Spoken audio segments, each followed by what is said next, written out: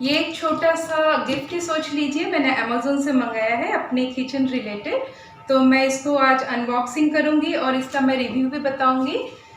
तो जब मैंने इस लॉकडाउन में इसे अमेज़न से मँगाया और रिसीव करते वक़्त मुझे जो एक अच्छी-सी खुशी-सी लगी, क्योंकि हम लोग थोड़ा शॉपिंग करना पसंद करते हैं, तो मैंने सोचा इसको आपसे भी शेयर करूँ। तो चलिए इसका अनबॉक्सिंग करते हैं, देखते हैं ये प्रोडक्ट क्या है, कैसा है, और आपको पसंद आए तो आप कमेंट करिए ज़रूर। तो चलिए देखते हैं।